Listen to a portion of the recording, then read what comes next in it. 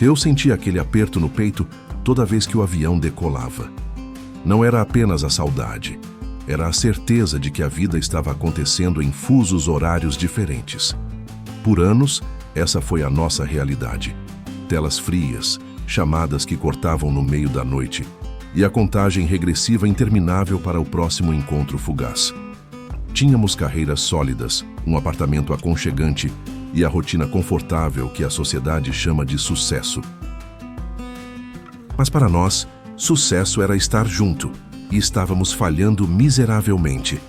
A virada veio num dia cinzento. Estávamos no saguão do aeroporto após uma semana intensa.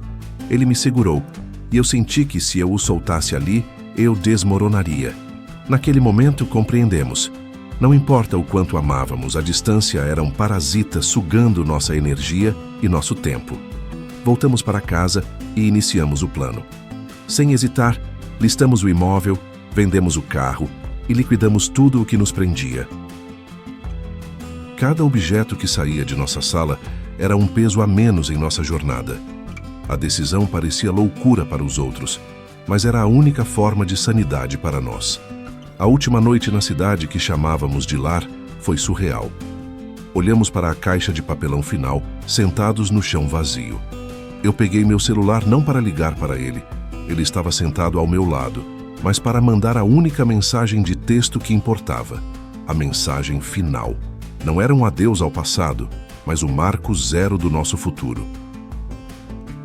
Essa mensagem encapsulava a dor do sacrifício e a euforia da vitória iminente.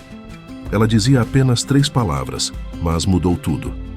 Antes de eu revelar o conteúdo dessa mensagem e como essa decisão drástica funcionou para nós, se você gosta de histórias de superação e amor real, por favor, deixe seu like, inscreva-se no canal e compartilhe este vídeo com alguém que precise de uma dose de coragem. Agora pense comigo. Você já se sentiu tão conectado a alguém que abriria mão de sua estabilidade atual para eliminar a distância? Qual é o preço máximo que você pagaria pela presença constante da pessoa que você ama?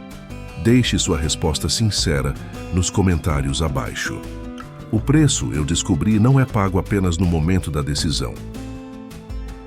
Você pode vender seu carro, liquidar seus móveis, assinar a escritura de adeus da sua antiga vida e até sentir uma euforia perigosa enquanto o faz, pensando que quitou a dívida com a saudade. Mas o pagamento, o verdadeiro e doloroso parcelamento, começa apenas quando você fecha a porta daquele novo e minúsculo apartamento, com um cheiro opressor de tinta barata e uma pilha de caixas que não prometem nada, exceto trabalho. Nós pagamos o preço máximo pela presença, mas a conta não parava de chegar. Nos primeiros 10 dias, a novidade nos sustentou. Cada despertar lado a lado era uma vitória. Tínhamos vencido o fuso horário, a logística de viagens caras e a frustração dos vídeos congelados na tela. Eu o observava dormir, meu braço dormente sob sua cabeça, e pensava: conseguimos. A distância era nosso inimigo externo, o alvo fácil para toda a nossa raiva e descontentamento. Agora, ela estava eliminada. E foi aí que o silêncio pesado começou. Quando a distância existia, cada minuto que tínhamos juntos era sagrado, planejado, intenso. Nós nos preparávamos para o encontro como para uma performance, guardando as preocupações menores e os problemas rotineiros para não estragar a magia. Agora não havia performance, havia apenas a vida, desempacotada em toda a sua feiura e inconveniência. Nosso novo apartamento parecia absorver a luz, transformando os dias ensolarados em crepúsculos forçados. Eu passava as manhãs enviando currículos para empregos que eu estava desesperadamente qualificada demais, ou subqualificada demais, e ele estava enfiado na sala que agora servia de escritório, tentando manter vivo o seu trabalho remoto em um novo ambiente que não lhe dava conforto ou inspiração.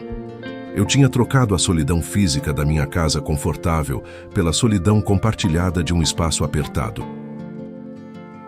Antes eu sentia falta dele. Agora ele estava a 3 metros de distância, mas completamente inacessível. Lembro-me da primeira vez que o pânico real me atingiu, cerca de 3 semanas após a mudança. Eu estava tentando montar uma prateleira de livros de baixo custo, um móvel improvisado como tudo mais na nossa nova existência. As instruções estavam incompreensíveis, meus dedos estavam feridos pelo esforço e o martelo teimava em escorregar. Eu comecei a chorar, não pela prateleira, mas pelo desmantelamento da minha antiga vida. Ele saiu do escritório, com os olhos vermelhos e a testa franzida, não com a ternura que eu ansiava, mas com uma irritação contida. "O que houve, meu amor? Eu estou no meio de uma videoconferência crucial", ele sussurrou, a voz tensa como um fio de arame farpado. Eu esperava um abraço, um resgate. Em vez disso, recebi um lembrete do custo. Eu não consigo. Não consigo montar essa droga de prateleira. Não consigo encontrar emprego. E eu sinto que vendemos tudo o que tínhamos por essa estante vazia de vida. Eu explodi, apontando para o chão forrado de papelão e para as caixas semi-abertas. Ele suspirou, um ruído que era mais censura do que cansaço. "Por favor, não. Não agora. Não diga que você se arrepende. Nós fizemos isso juntos." A palavra "juntos" soou oca. Para mim, parecia que tínhamos empurrado as economias de uma década para um abismo emocional, esperando que o som da queda fosse aplaudido pela nossa nova proximidade. O dinheiro, claro, era o fantasma mais voraz. O valor que parecia substancial na conta bancária antes da mudança, quando era apenas um número, se transformou em areia fina. Taxas de mudança, calções, a compra inevitável de eletrodomésticos básicos, cada retirada no caixa eletrônico parecia cortar um pedaço de nós. Eu comecei a checar o extrato bancário secretamente. Não que ele fosse irresponsável, mas porque eu precisava quantificar nosso desespero. Olhar os números diminuindo era como assistir a um cronômetro regressivo para o fracasso. O ápice veio em uma noite de terça-feira. Era uma daquelas noites em que a eletricidade da cidade parecia falhar, deixando o ar úmido e pesado. Ele estava tenso desde a manhã, lutando contra um prazo impossível. Eu tinha passado o dia respondendo a e-mails de RH que terminavam invariavelmente com "Infelizmente, neste momento." Eu preparei um jantar simples, tentando injetar alguma normalidade na casa.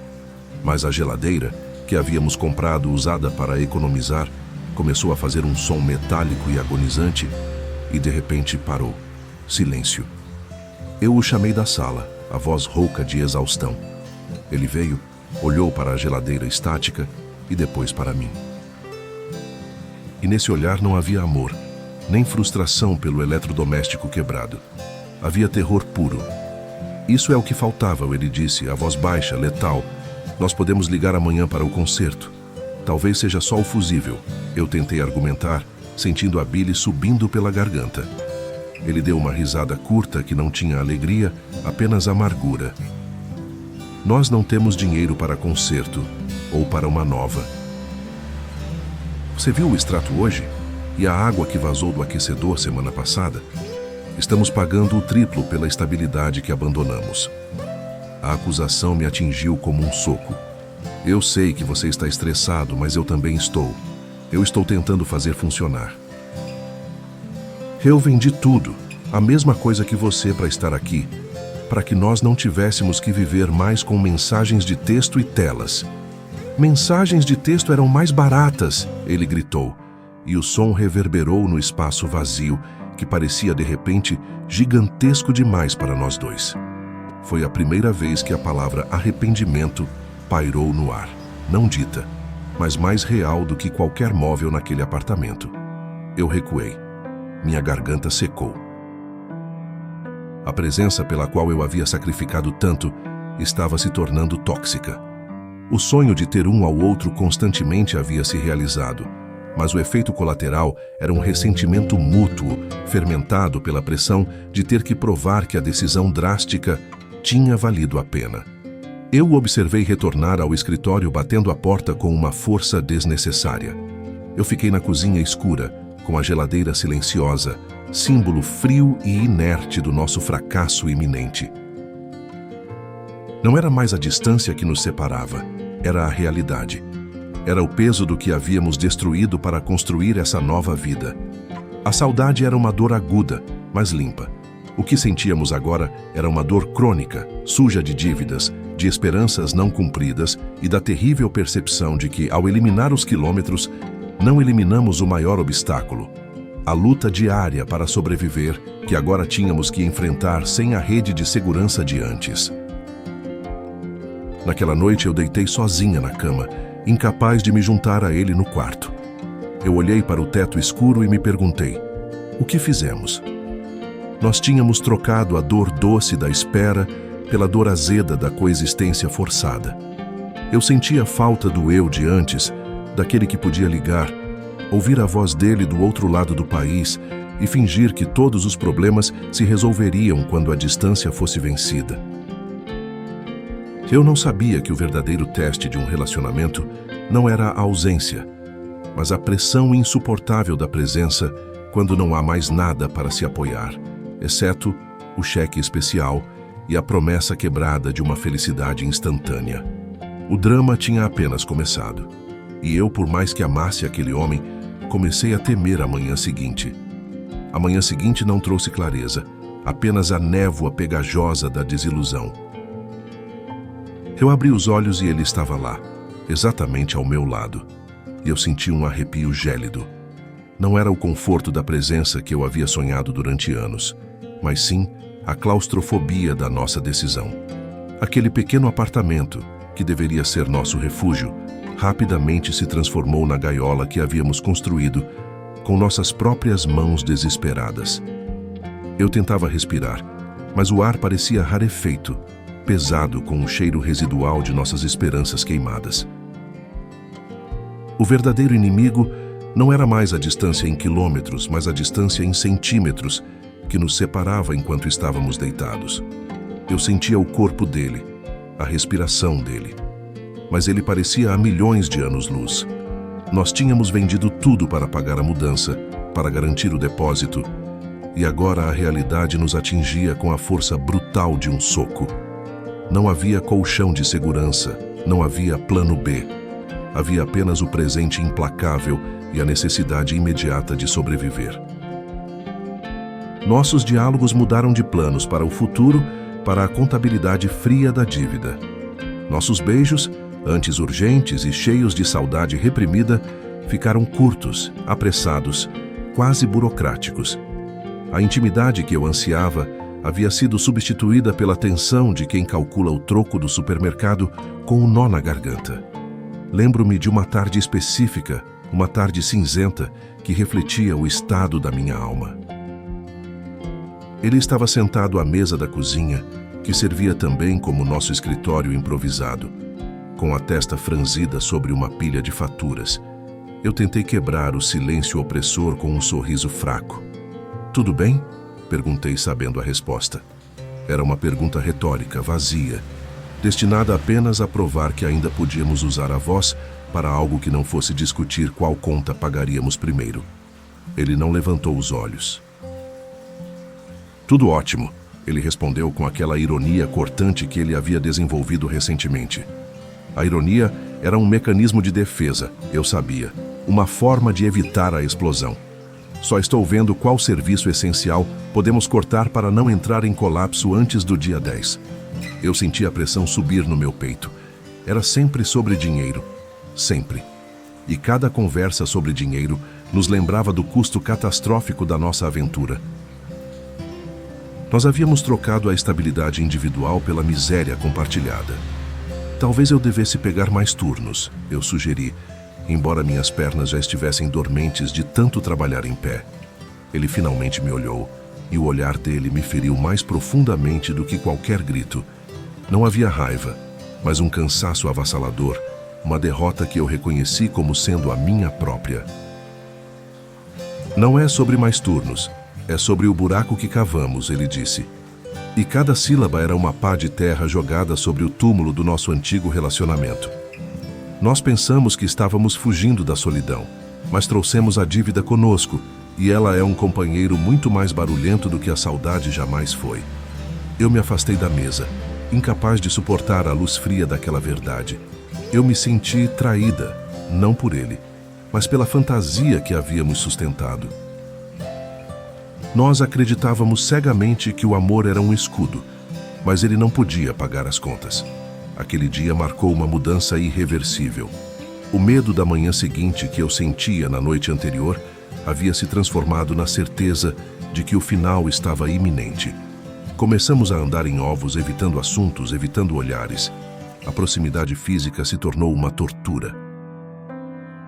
Lembro-me de passar noites em claro, ouvindo sua respiração e imaginando como seria se eu estivesse sozinha novamente, mas sem o fantasma da distância para me assombrar. O clímax veio na semana seguinte. Era uma noite de quarta-feira. Ele havia chegado em casa mais tarde, irritado com o trânsito e o trabalho mal remunerado. Eu estava tentando consertar um vazamento pequeno e irritante na pia, um problema trivial, mas que simbolizava a forma como nossa vida estava desmoronando, gota por gota. Eu não o ouvi entrar, e ele me pegou de surpresa. Ele viu a bagunça, a toalha ensopada, e ele explodiu. Não foi um grito direcionado a mim, mas uma erupção de frustração acumulada que ele jogou no universo, e eu estava no caminho. Essa droga! Nós não temos dinheiro nem para chamar um encanador. Para que serviu tudo isso? Para que vendemos minha maldita guitarra e seu carro? Para morarmos nessa latrina onde nem o encanamento funciona? Eu me levantei da pia, meu corpo tremendo. Você acha que eu queria isso? Minha voz estava baixa, perigosa. Você acha que eu sonhei com isso? Eu sacrifiquei minha estabilidade, meu trabalho, para estar aqui, com você. Eu achei que juntos poderíamos superar qualquer coisa, mas a única coisa que superamos foi o nosso limite de crédito. As palavras eram navalhas. Eu vi a dor nos olhos dele, mas a minha própria dor era tão vasta que não consegui recuar. Você está me culpando por tentarmos? Ele perguntou, a voz embargada. Eu estou culpando a nossa ingenuidade, eu gritei de volta. A distância era um problema, sim, mas era um problema simples. A solução era nos juntarmos. O problema que temos agora é complexo, porque o problema somos nós dois juntos, tentando fazer caber uma vida que não existe no nosso bolso. Não há mais ninguém para culpar além de nós mesmos. O silêncio que se seguiu não foi apenas a ausência de som, foi o barulho da cerâmica rachando, da ponte desabando. Ele se virou, foi para o quarto e bateu a porta. Um som final seco que selou o destino daquela noite. Eu fiquei na cozinha, a água da pia pingando no chão, e eu soube, com uma certeza fria e absoluta, que eu tinha que ir embora. Mas como ir embora de alguém a quem você deu tudo? Como olhar nos olhos dele e desfazer a promessa colossal de que isso valeria a pena? Eu não tinha a força para uma conversa, para o desespero de ter que embalar minhas poucas caixas enquanto ele assistia. Não. Eu precisava de um ato final que fosse limpo, embora devastador. Eu precisava proteger o resto da minha dignidade. Foi ali, em frente à pia vazando, que a ideia do texto surgiu. Não uma carta, não uma discussão final, mas a brevidade cruel de uma mensagem de celular. Uma forma de comunicar o inevitável sem ter que enfrentar a anatomia da dor em tempo real. Eu peguei meu telefone e me sentei no sofá, sentindo o peso do mundo na ponta dos meus dedos. Eu comecei a digitar, e cada palavra era um pedaço de mim que se desprendia. Eu apaguei e reescrevi inúmeras vezes. Não podia ser raiva, tinha que ser luto. Não podia ser acusação, tinha que ser aceitação da derrota mútua. Eu sinto muito por nós. Não, muito clichê. Eu não aguento mais a pressão. Muito egoísta. Eu precisava de uma mensagem que explicasse tudo o que havíamos sacrificado, sem que ele pudesse argumentar de volta. Eu precisava que ele entendesse que a fuga não era dele, mas da nossa situação, daquele apartamento sufocante. Eu digitei lentamente, escolhendo cada palavra como se estivesse escolhendo as últimas flores para um funeral. Eu expliquei que o amor não havia morrido, mas que ele estava sendo esmagado pela realidade, pela falta de recurso, pela decepção de que a solução definitiva não era mágica. Eu escrevi sobre como a ausência me permitia sonhar com um futuro perfeito, mas a presença nos forçava a lidar com o presente imperfeito. Eu mencionei a guitarra, o carro, a venda de tudo o que tínhamos para um sonho que se revelou caro demais para ser mantido. Eu detalhei meu plano de ir para a casa de uma amiga por um tempo, de recomeçar do zero, e pedi que ele fizesse o mesmo, que usasse a energia que ele gastava brigando comigo para reconstruir sua própria vida. Eu não pedi perdão. Pedi apenas que ele entendesse que essa era a única maneira de salvar a memória do que fomos, antes que o ódio pela rotina destruísse o afeto que restava. Era uma mensagem longa, pesada, quase um epitáfio. Eu li o texto uma última vez. Era doloroso, mas verdadeiro. Era o meu adeus. O telefone pesava 1 tonelada nas minhas mãos. Ele estava a poucos metros do outro lado da porta de madeira, provavelmente olhando para o teto, exausto, sem saber que o chão estava prestes a ceder. Meu polegar pairou sobre o botão enviar. Eu sabia que o momento em que eu apertasse, não haveria retorno. Seria o fim não apenas do nosso relacionamento, mas da versão de mim que acreditava que o amor poderia, literalmente, mover montanhas de dívidas. O silêncio do apartamento era ensurdecedor, e eu encarei o texto. A última mensagem que eu enviaria para o homem que eu amei o suficiente para destruir minha própria vida para estar ao lado dele. A decisão estava tomada. Eu respirei fundo, meu coração batendo uma marcha fúnebre contra as minhas costelas. Era a hora de apertar o gatilho emocional. Meu polegar pairava sobre a tela. A mensagem estava escrita, fria e cruel, um epitáfio digital para o nosso sonho. Eu havia detalhado, com uma precisão cirúrgica que só a dor consegue conceder, a extensão da nossa falência. Eu escrevi sobre as pilhas de faturas que eu não conseguia mais ignorar, sobre a geladeira quase vazia que era um espelho da minha alma desolada, e sobre o peso intransponível de ter trocado a incerteza da saudade pela certeza da ruína. Não deu certo. Eu falhei. Por favor, me esqueça. Eu sinto muito. A confissão era completa. A rendição era pública. Este seria o último fôlego da esperança que nos moveu por tantos anos.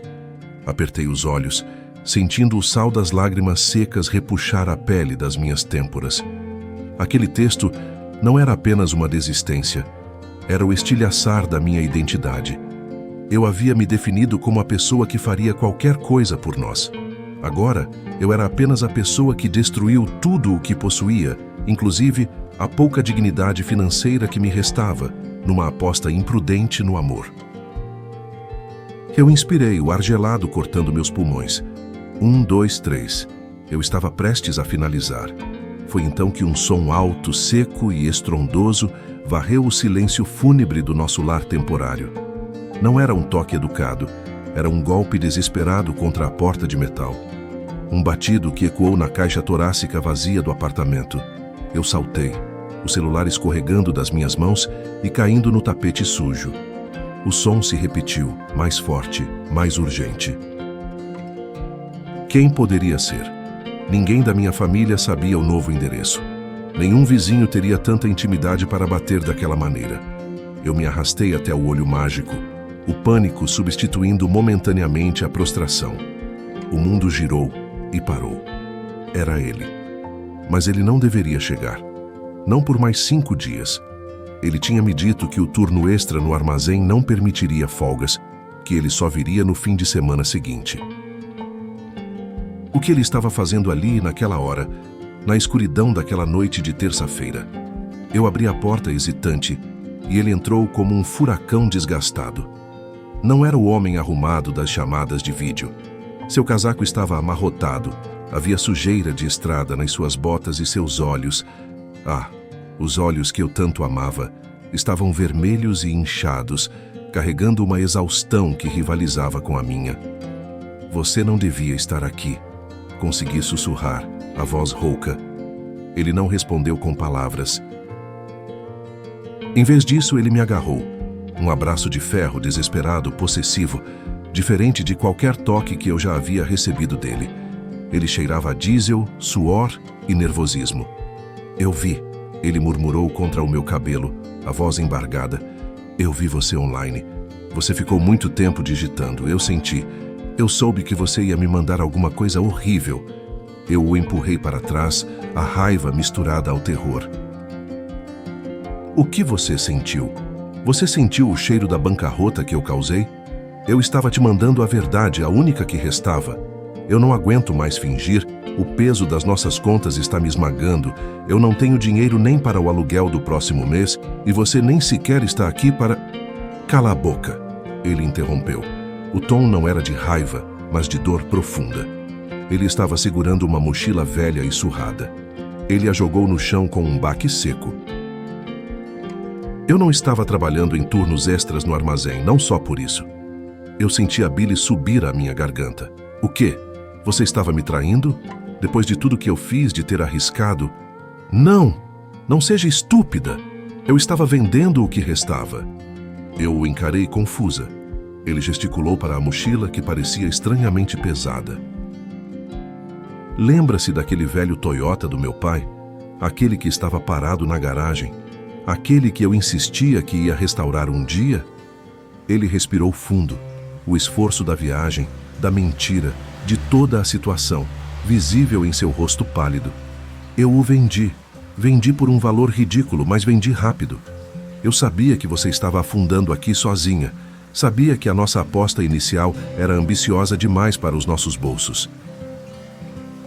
Eu sou seu parceiro, mas eu estava agindo como um covarde, esperando que a distância sumisse só porque você cruzou o país. Minha mente tentava processar a informação. O Toyota era uma relíquia familiar, um símbolo da sua juventude, algo que ele jamais consideraria se desfazer. Era o único bem tangível de valor que ele havia herdado. Você vendeu o carro? Eu não te contei porque eu sabia que você tentaria me impedir. Eu sabia que você diria que o valor sentimental era maior, que era um erro de longo prazo. Mas o que importa o longo prazo se nós não conseguirmos sobreviver ao próximo mês? Ele caminhou até a mesinha de centro, onde meu celular ainda jazia com a tela acesa, exibindo o rascunho da minha desistência. Ele o pegou e leu em voz alta, sem tremer. Eu destruí tudo. Me esqueça. É isso que você pensa sobre nós? Eu não consegui responder. Apenas balbuciei.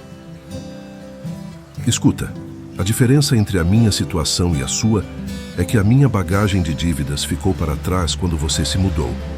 Eu não precisei pagar por toda essa mobília nova de péssima qualidade ou os adiantamentos ridículos de aluguel.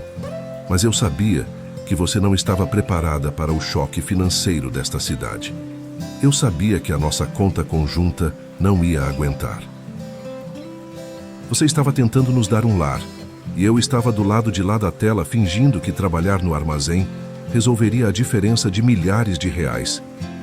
Ele abriu o zíper da mochila. O som do metal foi acompanhado pelo farfalhar de maços de notas. Não era uma fortuna, mas era o suficiente.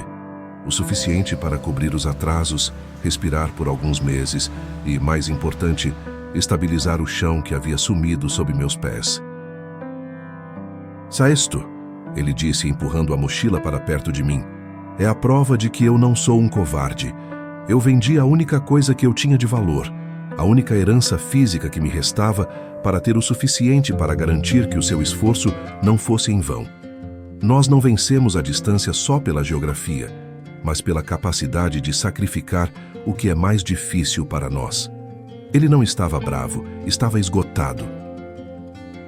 Ele tinha cruzado centenas de quilômetros, talvez dirigindo sem parar, para impedir que eu apertasse o botão de autodestruição. Eu desabei no chão. As lágrimas vieram de um lugar que eu não sabia que existia, um poço profundo de alívio e culpa. Eu estava ali, prestes a abandoná-lo, convencida de que o amor era insuficiente contra o sistema capitalista e os preços da metrópole, enquanto ele estava silenciosamente desfazendo-se de sua história familiar para salvar a nossa. Eu sinto tanto, eu solucei. Eu fui tão egoísta. Eu estava tão focada na minha própria falha, na minha incapacidade de gerenciar a mudança, que eu pensei que a única solução era desistir de você. Ele se ajoelhou ao meu lado e me puxou para seu peito novamente. Agora o abraço era diferente, menos urgente e mais consolador. Eu sei que você estava. O isolamento mata mais rápido do que a falta de dinheiro, meu amor. Você me ligava todo dia dizendo que estava tudo bem, mas seus olhos nos vídeos mentiam. Eu estava tão obcecado em garantir que tivéssemos o futuro financeiro que eu perdi o presente, o seu sofrimento. A verdade é que a distância não era a única coisa que precisávamos vencer. Precisávamos vencer o orgulho e o medo de pedir ajuda. Nós passamos um longo tempo naquele abraço silencioso, o cheiro de diesel e papel moeda misturando-se com o meu desespero. Olhei para a mochila aberta, para as notas sujas e amassadas. Não era um resgate mágico de cinema. Era o resultado suado de um sacrifício real e doloroso, a prova de que ele havia se desfeito de uma parte de si para que nós pudéssemos continuar. Ele pegou o celular que ainda estava nas suas mãos. Ele deletou o rascunho da minha mensagem, a confissão de falência. Não leu em voz alta novamente, apenas o fez desaparecer com alguns toques lentos. O que aconteceu hoje, ele disse com os olhos fixos nos meus, não foi o fracasso do nosso amor. Foi a prova de que tínhamos um problema de comunicação sério. Eu estava te protegendo de um sacrifício e você estava se afogando sozinha para me impressionar com a sua independência. O peso do meu erro era imenso. Eu tentei ser a heroína da nossa história, a que atravessou o mapa e montou a base, e na minha tentativa de glória, quase destruí a fundação. Ele, o herói silencioso, chegou na hora certa, não para me salvar da distância, mas para me salvar de mim mesma. Ele se levantou e estendeu a mão. Eu a agarrei, sentindo a aspereza da sua pele, o calo de quem tinha acabado de dirigir a noite inteira, após semanas de trabalho dobrado. Nós não vamos vender esse apartamento, ele declarou, a voz firme. Nós vamos pagar essas contas e vamos ficar aqui, juntos. Não vai ser fácil. Vamos ter que apertar o cinto de uma maneira que nem imaginávamos. Mas o carro se foi, e isso significa que a nossa margem de erro acabou. Agora é só a gente, você e eu, contra o mundo. Naquele instante, a ideia de que o amor move montanhas de dívidas deixou de ser uma metáfora romântica e se tornou um projeto de vida brutalmente honesto. Eu não senti mais vergonha pela dívida, porque agora ela era nossa. Eu não estava mais sozinha na escuridão. Nós olhamos para a pilha de caixas, para os móveis baratos que eu havia comprado a prazo, para a bagunça que parecia intransponível horas antes. Mas agora, sob a luz fraca da sala, o caos parecia apenas um cenário de batalha, não o local da nossa morte. Ele me puxou para a cozinha minúscula. Ele abriu a geladeira quase vazia, olhou para os 2 iogurtes solitários e sorriu, mas era um sorriso cansado, de quem sabe que a luta apenas começou. Eu trouxe sanduíches da estrada. Você precisa comer. E depois nós vamos nos deitar. E pela primeira vez em meses nós vamos dormir na mesma cama. E amanhã nós vamos reorganizar o orçamento sem segredos, sem orgulho. Eu assenti, incapaz de falar. Minha garganta estava apertada demais pela emoção. O telefone ainda estava onde ele o havia deixado, agora limpo de qualquer rastro da minha tentativa de fuga. Eu entendi naquele momento que a verdadeira última mensagem de texto não era aquela que eu estava prestes a enviar, a que admitia a falha. A última mensagem havia sido a sua chegada inesperada, o sacrifício tangível que gritava: nós estamos nisto juntos. E ao lado dele, sentado no chão da cozinha, dividindo um sanduíche frio e vendo o brilho de exaustão, mas também de determinação, nos seus olhos eu percebi que nós tínhamos vencido a distância. Não a geográfica, que agora era uma memória, mas a distância que o medo e o isolamento impõem aos corações. O final de chorar não era de tristeza. Era de um alívio tão profundo que doía. Uma aceitação mútua de que somos falhos, mas juntos somos solventes. E isso Eu sabia, era a base mais sólida para qualquer futuro. E é com a mochila de dinheiro e o coração cheio de alívio que essa fase da nossa história se encerra. Nós não vencemos o mundo, mas nos vencemos juntos. Se esta jornada de sacrifício e superação ressoou com você, deixe seu like, inscreva-se no canal e compartilhe este vídeo com quem precisa de coragem. Eu quero saber a sua opinião sincera. Qual é o preço máximo que você pagaria pela presença constante da pessoa que você ama? Deixe sua resposta abaixo. Assista outros vídeos que estão aparecendo na tela agora.